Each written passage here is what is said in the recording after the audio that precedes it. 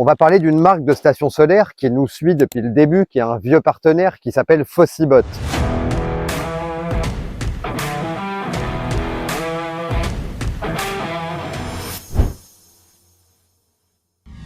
Cet après-midi, les abonnés, on va parler de station solaire. On va parler de gérer votre énergie vous-même pour pouvoir couper votre compteur électrique. On va parler d'une marque de station solaire qui nous suit depuis le début, qui est un vieux partenaire qui s'appelle Fossibot. Vous êtes des millions à connaître cette marque-là. Regardez bien ce qu'on a ramené là pour vous. Parce que là, on est sur de la station solaire de nouvelle génération. C'est exceptionnel. Alors, je vais débrancher. Vous voyez qu'on était en train de mettre en charge les batteries d'outils, clairement. Et puis là, on a bossé avec elle. Alors, il n'y a pas de secret. Vous voyez bien que c'est branché sur ça, qui est branché en direct derrière sur la station. Ça tape 2400 watts. Donc, je peux vous dire que pour le démarrer, il ne faut pas n'importe quelle station. Vous voyez, on a 6 vitesses. Alors là, il les tape pas, mais par contre, sur 6, ça, c'est pour mélanger la peinture, le béton. Donc, je peux vous dire que c'est des moteurs qui ont beaucoup de couple.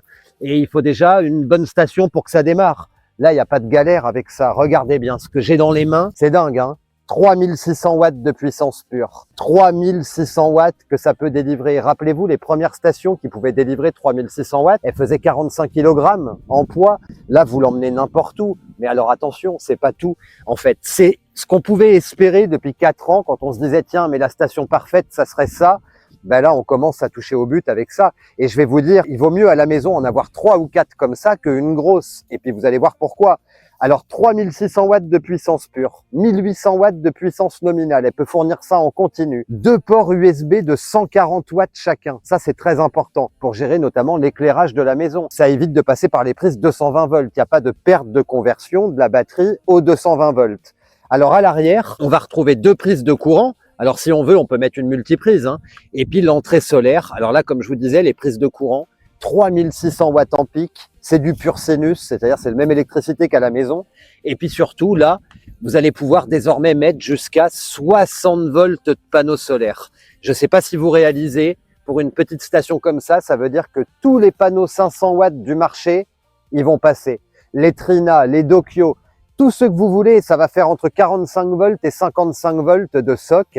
Là, on est à 60 volts. Pour preuve, là, on a mis un 400 watts et il y a encore beaucoup de marge. Mais alors, qu'est-ce que ça veut dire? Ça veut dire que la pile, c'est une pile au lithium LiFePO4. Il y a un détail très important, on va y revenir.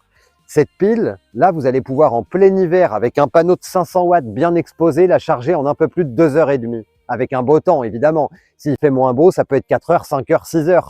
Mais ça reste hyper rapide, c'est inouï. Ça veut dire que sur le temps d'ensoleillement de la journée, vous lui claquez 500 watts, il y a peut-être des soirs où vous ne serez pas à 100%, mais vous en serez pas loin. Et puis ensuite, comme je vous disais, je vais y revenir, la pile au lithium, LiFePO4. Mais là, il y a quelque chose de très important. Elle fait un peu plus de 1000 Wh. Je vous ai expliqué qu'on peut la charger avec 500 watts de panneau, donc en un peu plus de 2h30, le temps que ça équilibre. Mais surtout, cette pile, elle fait 51,2 volts. Ça veut dire que c'est 15 cellules, une 15S. Ça, c'est redoutable. Rappelez-vous, les premières stations comme ça, elles étaient en 12 volts ou 24 volts. L'équivalent, prenez une pile en 12 volts qui fait 1000 Wh. Vous mettez un convertisseur 220, comme ce qu'on a là-dessus, pour l'exploiter en 220 volts, alors que c'est une batterie de 12 volts. Les 1000 Wh, si vous arrivez à en exploiter 600, 650, ça sera le maximum. Parce que, tout simplement, il y aura la perte de conversion. Là, 51 volts 2. Quand vous regardez, il n'y a quasiment pas de perte de conversion. Dès que ça tape quelques watts, c'est exceptionnel. Donc, la taille de la pile n'a pas la plus grosse importance. La plus grosse importance, c'est combien d'entrées solaires on va pouvoir mettre dedans pour la charger vite. Et puis surtout, quel est son voltage pour savoir une fois en 220 volts, quelle perte il y aura. Là, il n'y en a quasiment pas. Là, vous vous rendez compte un petit peu, on a 3600 watts de puissance pure. On a de quoi mettre un panneau de 500 watts pour la charger vite et fort. 2 ports USB de 140 watts et un QC3 normal. Alors là, c'est très très fort. C'est peut-être la dernière chose dont on va vraiment bien préciser, mais c'est très fort. Devant, vous avez un potentiomètre d'entrée de charge. C'est-à-dire que vous souhaitiez la charger sur le secteur parce que vous n'avez pas le choix.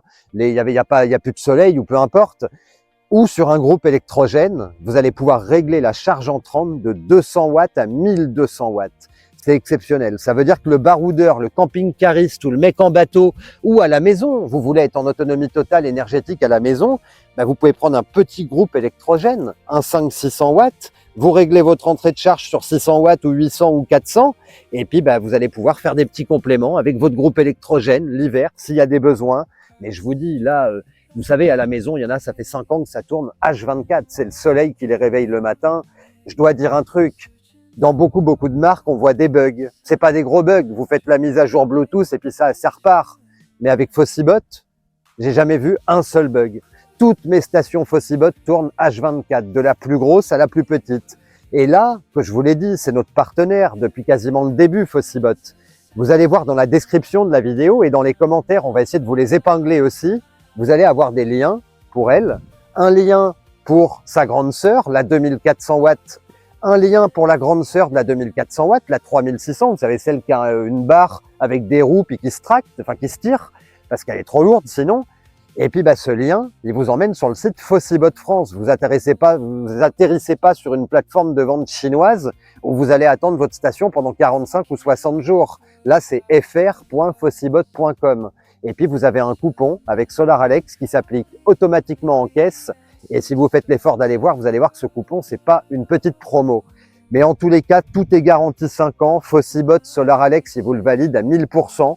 Allez voir ça. Pensez à vous abonner, liker, repartager. Et puis, on a des dingueries qui arrivent pour vous. Alors, accrochez-vous. Ciao la famille.